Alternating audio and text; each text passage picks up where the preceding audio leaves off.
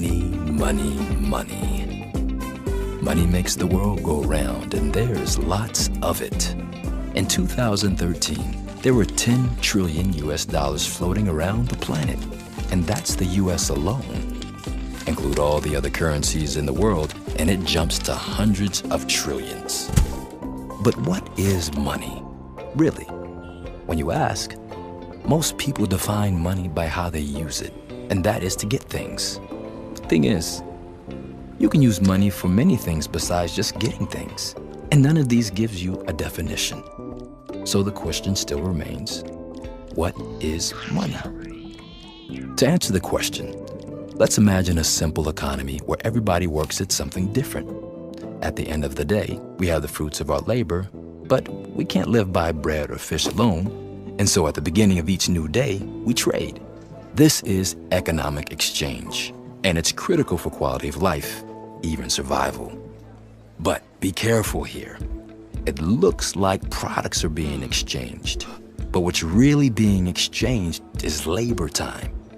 If an artisan works 8 hours to make bowls, a fisher has to give back 8 hours of labor to make it fair.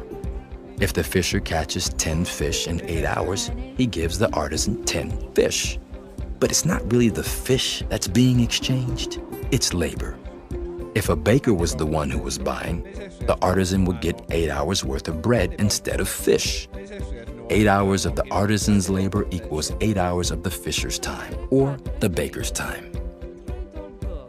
Exchanging labor in the form of products is called barter, and it's great, but very limiting. For it to work, each participant in the exchange has to want what the other offers. Otherwise, the market grinds to a stop. But enter money. Money was invented to make it easier to exchange labor time by putting labor into abstract form. Money is great because money makes exchange simple and easy.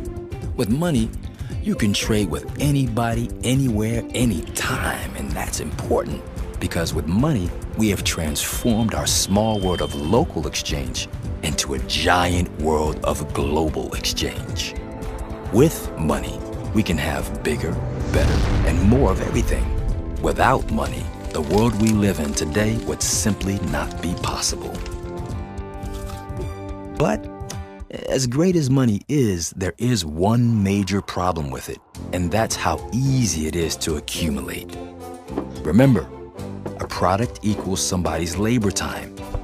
If we buy handicrafts from a street vendor and put these in our homes, we are accumulating labor in the form of handicrafts, which is fine because there are limits on how much we can accumulate in this fashion.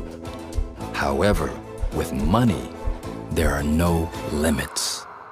When money is the medium, you can accumulate trillions of labor hours with no trouble at all. And that's a problem because when people start to accumulate, they find it's never enough. The reason why is because money is power. You can buy products with money, but with money, you can also buy other people's labor. In fact, with money, you can make others do just about anything you want. And that makes you a very powerful person. And power is the most addictive drug on the planet. And once you're hooked, it's never enough. The more you have, the more you want. And that's a problem. Because while you can easily overdose on heroin or whatever, you can't ever OD on money. And while you might think addiction to money is not a bad thing, oh, my friend, it is. It is a problem for the addicts and their families because the addiction is all-consuming. It's also a problem for the entire world because the addict will do anything to feed their need. They will lower wages of workers, replace jobs with machines, exploit vulnerable people, and even use child labor if they can get away with it. And it doesn't stop when we have enough. If we don't want to buy, they will manipulate us into wanting more. They won't care if their practices and products make us sick, and they won't think twice about the environmental costs because the addiction overrides it all. And while you think it would all stop when there was no more money left, it doesn't. In order to keep the system going, they lend us money just so they can take it away. But that just makes it worse, because instead of ending up with nothing, we end up with less than nothing. We end up with debt. And the debt accumulates until eventually it's so bad that nobody is willing to lend at all. And when that happens, the world as we know it ends. With no money, there's no exchange. With no exchange, the economy collapses. With no economy, it all goes to pieces. It's happened before, and it will happen again. It's really just a matter of time. Even as we speak, the 62 richest people on the planet have more money than 3 billion people combined, and it's getting worse fast.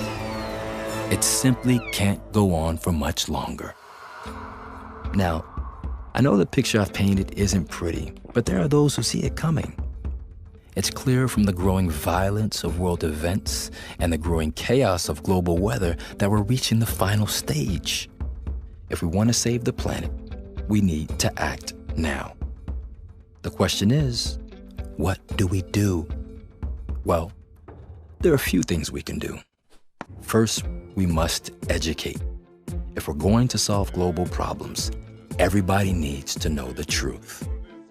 Of course, some people aren't gonna like this. Some might prefer us to remain confused and distracted, but we can't let that stop us. We must all take a part and educate. The second thing we can consider is a global debt jubilee.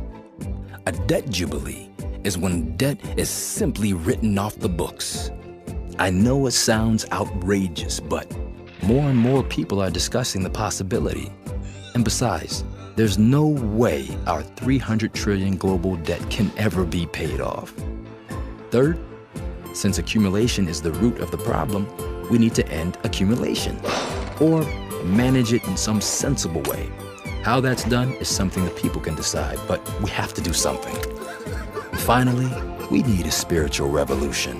Not the kind where we follow the leader, but the kind where we awaken to reality and empower to change. You know what I'm talking about. The kind where we throw off greed and hatred and unite as one for change. You know what I mean? The kind where peace guides the planet and love steers the stars. It's either that or